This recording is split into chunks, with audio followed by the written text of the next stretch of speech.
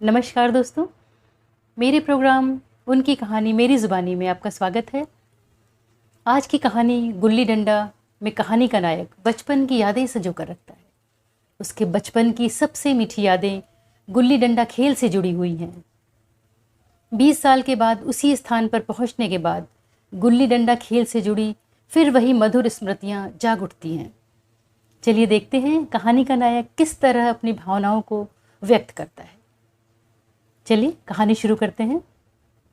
हमारे अंग्रेज़ी दोस्त माने या ना माने, मैं तो यही कहूँगा कि गुल्ली डंडा सब खेलों का राजा है। अब भी कभी जब लड़कों को गुल्ली डंडा खेलते देखता हूँ तो जी लोटपोट हो जाता है कि इनके साथ जाकर खेलने लगूँ।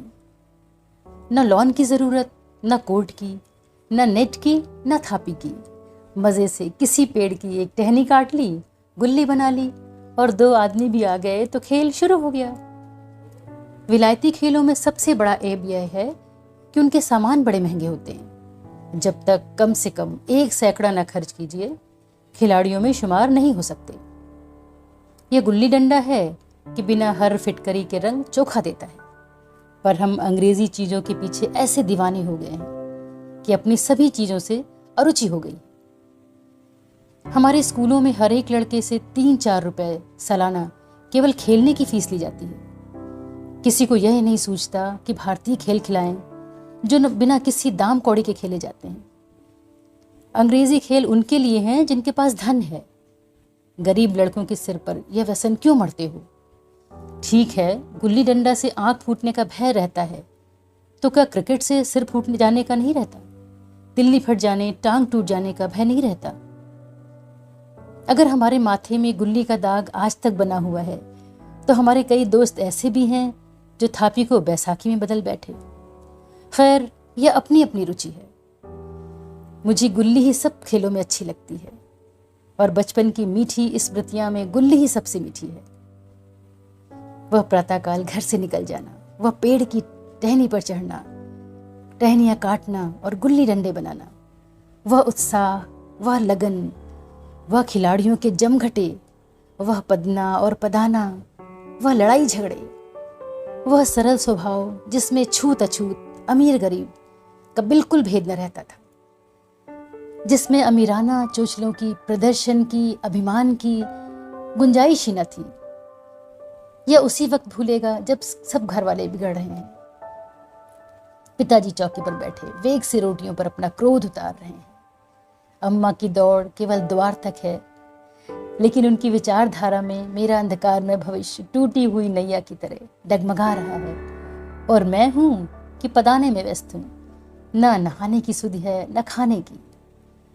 गुल्ली है तो जरा सी, पर उसमें दुनिया भर की मिठाइयों की मिठास और तमाशों का आनंद भरा हुआ है। मेरे हमजोलियों में एक लड़का गया नाम का था जो मुझसे 3-4 साल बड़ा। दुबला, लंबा, बंदरों की सी लंबी लंबी पतली पतली उंगलियां, बंदरों की सी ही चपलता, वही झल्लाहट। गुल्ली कैसी हो, उस पर इस तरह लपकता जैसे छिपकली कीड़ों पर लपकती है।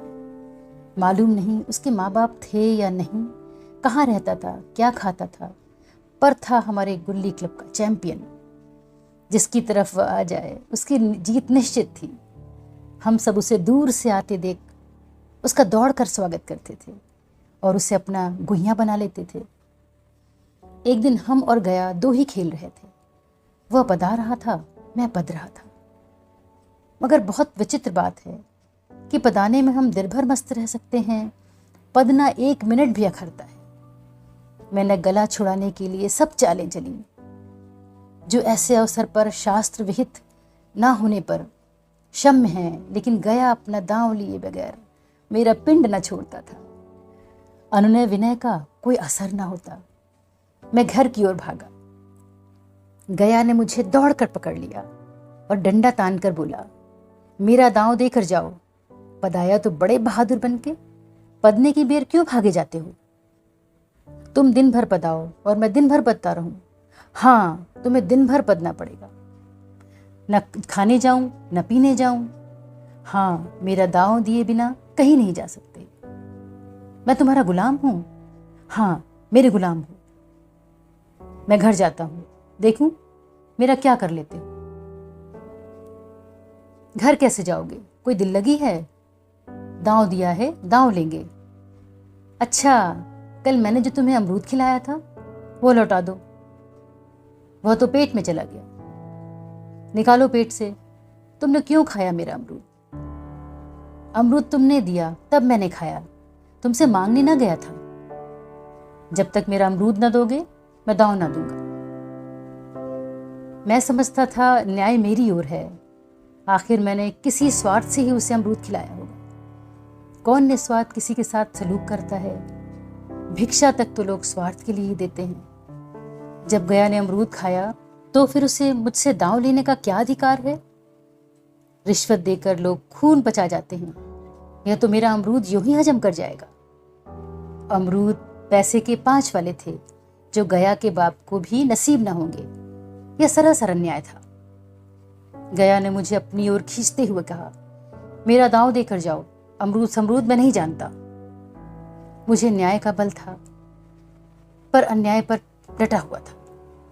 मैं हाथ छुड़ाकर भागना चाहता था, वह मुझे जाने न देता था। मैंने गाली दी, उसने उससे कड़ी गाली दी और गाली दी, देख चाटा जमा दिया। मैंने उसे दांत काट लिया, उसने मेरी पीठ पर डंडा जमा दिया। मैं रोने लगा। गया मेरे इस अस्त्र का मुकाबला न कर सका, भागा। मैंने तुरंत आंसू पोंछ डाले, डंडे की चोट भूल गया और हंसता हुआ घर में जा पहुंचा। मैं थानेदार का लड़का एक नीच जात के लौंडे के हाथों पिट गया। यह मुझे उस समय भी अपमानजनक मालूम हुआ, लेकिन घर में किसी से शिकायत न की।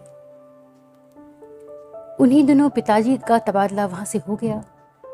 नई दुनिया देखने की खुशी में मैं ऐसा फूला कि अपने हमजोलियों से बिछुड़ जाने का बिल्कुल दुख न हुआ। पिताजी दुखी थे। यह बड़ी आमदनी की जगह थी। अम्मा भी दुखी थी। यहाँ सब चीज़ें सस्ती थीं और मोहल्ले की स्त्रियों से घराव हो जाता था। लेकिन मैं मारे खुशी के फूला न समाता था। लड़कों से जीट उड़ा रहा था। वहाँ ऐसे घर थोड़े ही होते हैं। ऐसे ऐसे ऊंचे घर हैं कि आसमान से बातें करते हैं। वहाँ के अंग्रेजी स्कूल में कोई मास्टर लड़कों को पीटे तो उसे जेल हो जाए। मेरे मित्रों की फैली हुई आंखें और चकित मुद्रा बतला रही थीं कि मैं उनकी निगाह में कितना ऊंचा उठ गया हूँ। बच्चों में मिथ्या को सत्य बना लेने की वह शक्ति है जिसे हम जो सत्य को मिथ्या बना लेते हैं क्या समझेंगे। उन बेचारों को मुझसे कितनी स्पर्धा हो रही थी। मानो कह रहे थे, तुम भाग्यवान हो भाई, जाओ, हमें तो उस उजड़ गांव में ही जीना है और मरना भी। 20 साल गुजर गए। मैंने इंजीनियरिंग पास की और उसी जिले का दौरा करता हुआ उसी कस्बे में पहुंचा और डाक बंगले में ठहरा। उस स्थान को देखते ही इतनी मधुर बाल स्मृतियां हृदय में जाग उठी कि मैंने छड़ी उठाई और कस्बे की सैर करने निकला। आंखें किसी प्यासे पथिक की भांति बचपन के उन क्रीड़ा स्थलों को देखने के लिए व्याकुल हो रही थी, पर उस परिचित नाम के सिवा वहां और कुछ परिचित न था। जहां खंडहर था, पक्के मकान खड़े थे। जहां बरगद का पुराना पेड़ था, वहां अब एक सुंदर बगीचा था। स्थान का काया पलट हो गया था। अगर उनके नाम और स्थिति का ज्ञान ना होता तो मैं इसे पहचान भी न सकता। बचपन की संचित और अमर स्मृतियां बाहें खोले अपने उन पुराने मित्रों से गले मिलने को अधीर हो रही थी। मगर वह दुनिया बदल गई थी। ऐसा जी होता था कि धरती से लिपट लिपट कर रोऊं और कहूं, तुम मुझे भूल गई। मैं तो अब भी तुम्हारा वही रूप देखना चाहता हूं। सहसा एक खुली हुई जगह में मैंने 2-3 लड़कों को गुल्ली डंडा खेलते देखा। क्षण भर के लिए मैं अपने को बिल्कुल भूल गया कि मैं एक ऊंचा अफसर हूं, साहबी ठाठ है, रौब और अधिकार के आवरण में। जाकर लड़के से पूछा, क्यों बेटे, यहाँ कोई गया नाम का आदमी रहता है? लड़के ने गुल्ली डंडा समेटते हुए सहमे हुए स्वर में कहा, कौन गया? वह चमार? मैंने यूं ही कहा, हाँ हाँ वही। हाँ है तो, जरा उसे बुला सकते हो? लड़का दौड़ा हुआ गया और एक क्षण में एक 5 हाथ के काले देव को साथ ले आता दिखाई दिया। मैं दूर ही से पहचान गया। उसकी ओर लपकना चाहता था कि उसके गले लिपट जाऊं, पर कुछ सोचकर रह गया। बोला, कहो गया, मुझे पहचानते हो? गया ने झुककर सलाम किया। हाँ मालिक, भला पहचानूंगा क्यों नहीं। आप मज़े में हैं? बहुत मज़े में। तुम अपनी कहो। डिप्टी साहब का साइस हूँ। मतई, मोहन, दुर्गा ये सब कहाँ हैं? कुछ खबर है? मतई तो मर गया, दुर्गा और मोहन दोनों डाकिये हो गए। आप? मैं तो जिले का इंजीनियर हूँ। सरकार तो पहले ही बड़े जहीन थे। अब कभी गुल्ली डंडा खेलते हो? गया ने मेरी ओर प्रश्न की आंखों से देखा। अब गुल्ली डंडा क्या खेलूंगा सरकार, अब तो पेट के धंधे से छुट्टी नहीं मिलती। आओ आज हम तुम खेलें। तुम पदाना, हम पदेंगे। तुम्हारा एक दांव हमारे ऊपर है, वो आज ले लो। गया बड़ी मुश्किल से राजी हुआ। वह ठहरा 1 टके का मजदूर, मैं एक बड़ा अफसर, हमारा और उसका क्या जोड़। बेचारा झेप रहा था, लेकिन मुझे कहीं भी कुछ कम झेपना थी। इसलिए नहीं कि मैं गया के साथ खेलने जा रहा था, बल्कि इसलिए कि लोग इस खेल को अजूबा समझकर इसका तमाशा बना लेंगे और अच्छी खासी भीड़ लग जाएगी। उस भीड़ में वह आनंद कहाँ रहेगा, पर खेले बगैर तो रहा नहीं जाता था। आखिर निश्चय हुआ कि दोनों जने बस्ती से दूर जाकर एकांत में खेलें। वहां कौन सा कोई देखने वाला बैठा होगा। मजे से खेलेंगे और बचपन की उस मिठाई को खूब रस ले लेकर खाएंगे। मैं गया को लेकर डाक बंगले पर आया और मोटर में बैठकर दोनों मैदान की ओर चले। साथ में एक कुल्हाड़ी ले ली। मैं गंभीर भाव किए हुए था, लेकिन गया इसे अभी तक मजाक ही समझ रहा था। फिर भी उसके मुख पर उत्सुकता या आनंद का कोई चिन्ह न था। शायद वह हम दोनों में जो अंतर हो गया था वह सोचने में मगन था। मैंने पूछा, तुम्हें कभी हमारी याद आती थी गया? सच बताना। गया झेपता हुआ बोला, मैं आपको क्या याद करता हुजूर, किस लायक हूँ। भाग में आपके साथ कुछ दिन खेलना बदा था, नहीं मेरी क्या गिनती। मैंने कुछ उदास होकर कहा, लेकिन मुझे तो बराबर तुम्हारी याद आती थी। तुम्हारा वह डंडा जो तुमने तान कर जमाया था, याद है ना? गया ने पछताते हुए कहा, वह लड़कपन था सरकार, उसकी याद ना दिलाओ। वाह, वह मेरे बाल जीवन की सबसे रसीली याद है। तुम्हारे डंडे में जो रस था वह तो अपना आदर सम्मान में पाता हूँ, न धन में। कुछ ऐसी मिठास थी उसमें कि आज तक उससे मन मीठा होता रहता है। इतने में हम बस्ती से कोई 2-3 मील निकल आए। चारों तरफ सन्नाटा है। पश्चिम की ओर कोसों तक भीमताल फैला हुआ है, जहां आकर हम किसी समय कमल के पुष्प तोड़ ले जाते थे और उनके झुमके बनाकर कानों में डाल लेते थे। जेठ की संध्या केसर में डूबी चली आ रही है। मैं लपक कर एक पेड़ पर चढ़ गया और एक टहनी काट लाया। झटपट गुल्ली डंडा बन गया। खेल शुरू हो गया। मैंने गुच्ची में गुल्ली रखकर उछाली। गुल्ली गया के सामने से निकल गई। उसने हाथ लपकाया जैसे मछली पकड़ रहा हो। गुल्ली उसके पीछे जा गिरी।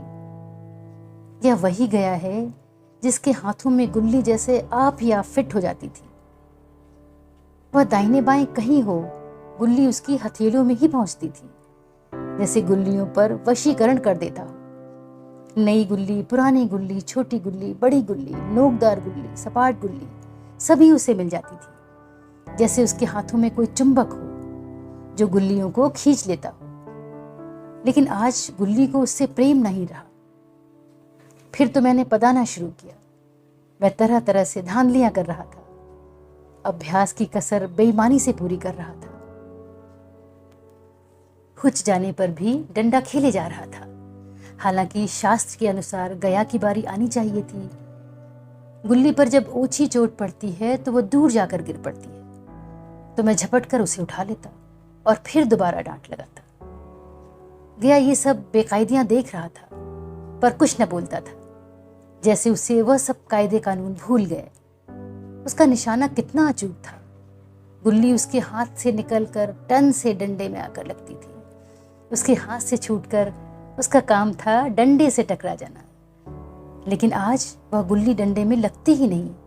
कभी दाहिने जाती, कभी बाएं, कभी आगे, कभी पीछे। आधा घंटा पदाने के बाद एक बार गुल्ली डंडे में आ लगी। मैंने धांधली की, गुल्ली डंडे में नहीं लगी, बिल्कुल पास से निकल गई, लेकिन तगी नहीं। गया ने किसी प्रकार का असंतोष न प्रकट किया। न लगी होगी, डंडे में लगती तो क्या मैं बेईमानी करता? नहीं भैया, तुम भला बेईमानी करोगे? बचपन में मजाल था कि मैं ऐसा घपला करके जीता बचता, यही गया गर्दन पर चढ़ बैठता। लेकिन आज मैं उससे कितनी आसानी से धोखा दिए जा रहा था। गधा है, सारी बातें भूल गया। सहसा गुल्ली फिर डंडे में लगी और इतनी जोर से लगी कि जैसे बंदूक छूटी हो। इस प्रमाण के सामने अब किसी तरह की धांधली करने का साहस मुझे उस वक्त भी ना हो सका। लेकिन क्यों ना एक बार सच को झूठ बनाने की चेष्टा करूं? मेरा हर्ज ही क्या है? मान गया तो वाह वाह, नहीं तो दो चार हाथ बदना ही पड़ेगा। अंधेरे का बहाना करके जल्दी से गला छुड़ा लूंगा, फिर कौन दांव देने आता है? गया ने विजय के उल्लास में कहा, लग गई, टन से बोली। मैंने अनजान बनने की चेष्टा करके कहा, तुमने लगते देखा? मैंने तो नहीं देखा। टन से बोली है सरकार, और जो किसी ईंट में लगी हो तो? मेरे मुख से यह वाक्य उस समय ऐसे निकला, इसका मुझे खुद आश्चर्य है। इस सत्य को झुटलाना वैसे ही था जैसे दिन को रात बनाना। हम दोनों ने गुल्ली को डंडे में जोर से लगते देखा था, लेकिन गया ने मेरा यह कथन स्वीकार कर लिया। हाँ, किसी ईंट में ही लगी होगी, डंडे में लगती तो इतनी आवाज ना आती। मैंने फिर पदाना शुरू कर दिया, लेकिन इतनी प्रत्यक्ष धांधली कर लेने के लिए मैंने फिर पदाना शुरू किया, लेकिन इतनी प्रत्यक्ष धांधली कर लेने के बाद गया की सरलता पर मुझे दया आने लगी। इसलिए जब तीसरी बार गुल्ली डंडे में लगी तो मैंने उसे बड़ी उदारता से दांव देना तय कर लिया। गया ने कहा, अब तो अंधेरा हो गया भैया, कल पर रखो। मैंने सोचा कल बहुत सा समय होगा, या न जाने कितनी देर तक पदाए, इसलिए इसी वक्त मामला साफ कर लेना अच्छा होगा। नहीं, अभी बहुत उजाला है, तुम अपना दांव ले लो, गुल्ली सूझेगी नहीं, कुछ परवाह नहीं। गया ने पदाना शुरू किया, पर उसे अब बिल्कुल अभ्यास न था। उसने 2 बार टाड़ लगाने का इरादा किया, पर दोनों ही बार हुच गया। 1 मिनट में वह एक दांव पूरा कर चुका। बेचारा घंटा भर पदा, पर 1 मिनट में ही अपना दांव खो बैठा। मैंने अपने विशाल हृदय का परिचय देते हुए कहा, एक दांव और खेल लो, तुम पहले ही हाथ में हुज गए। नहीं भैया, अब अंधेरा हो गया, तुम्हारा अभ्यास छूट गया। क्या कभी नहीं खेलते? खेलने का समय कहाँ मिलता है भैया। हम दोनों मोटर पर जा बैठे और चिराग जलते जलते पड़ाव पर पहुंच गए। गया चलते चलते बोला, कल यहाँ गुल्ली डंडा होगा, सभी पुराने खिलाड़ी खेलेंगे, आप भी आओगे? जब आपको फुर्सत हो तभी खिलाड़ियों को बुलाऊं। मैंने शाम का समय दिया और दूसरे दिन मैच देखने आया। कोई 10-10 आदमियों की मंडली थी। मेरे कई लड़कपन के साथी निकले। अधिकांश युवक थे जिन्हें मैं पहचान न सका। खेल शुरू हुआ। मैं मोटर पर बैठा बैठा तमाशा देखने लगा। आज गया का खेल, उसका नैपुण्य देखकर मैं चकित हो गया। टाड़ लगाता तो गुल्ली आसमान से बातें करती। कल की सी वह झिझक, वह हिचकिचाहट, वह बेदिली आज न थी। लड़कपन में जो बात थी, आज उसने प्रौढ़ता प्राप्त कर ली थी। कहीं कल इसने मुझे इस तरह पदाया होता तो मैं रोने जरूर लगता। उसके डंडे की चोट खाकर गुल्ली 200 गज की खबर लेती थी। पदने वालों में एक युवक ने धांधली की। उसने अपने विचार में गुल्ली लपक ली थी। गया का कहना था गुल्ली जमीन पर लगकर उछली थी। इस पर दोनों में ताल ठोकने की नौबत आई। युवक दब गया। गया का तमतमाया हुआ चेहरा देखकर डर गया। अगर वह दब न जाता तो जरूर मारपीट हो जाती। मैं खेल में न था, पर दूसरों के इस खेल में मुझे वही लड़कपन का आनंद आ रहा था, जब हम सब कुछ भूलकर खेल में मस्त हो जाते थे। अब मुझे मालूम हुआ कि कल गया ने मेरे साथ खेला नहीं, केवल खेलने का बहाना किया। उसने मुझे दया का पात्र समझा। मैंने धांधली की, बेईमानियां की, पर उसे जरा भी क्रोध न आया, इसलिए कि वह खेल न रहा था, मुझे खिला रहा था, मेरा मान रख रहा था। वह मुझे पदाकर मेरा कचूमर नहीं निकालना चाहता था। मैं अब अफसर हूं। यह अफसरी मेरे और उसके बीच में दीवार बन गई। अब मैं उसका लिहाज पा सकता हूं, अदब पा सकता हूं, साहचर्य नहीं पा सकता। लड़कपन था तब मैं उसका समकक्ष था, हमें कोई भेद न था। यह पद पाकर मैं केवल उसकी दया के योग्य हूं। वह मुझे अपना जोड़ नहीं समझता। वह बड़ा हो गया, मैं छोटा हो गया। कहानी सुनने के लिए आपका बहुत धन्यवाद। इसी तरह से अपनी मनपसंद कहानियाँ सुनने के लिए मेरे चैनल को लाइक, सब्सक्राइब एंड शेयर ज़रूर करें।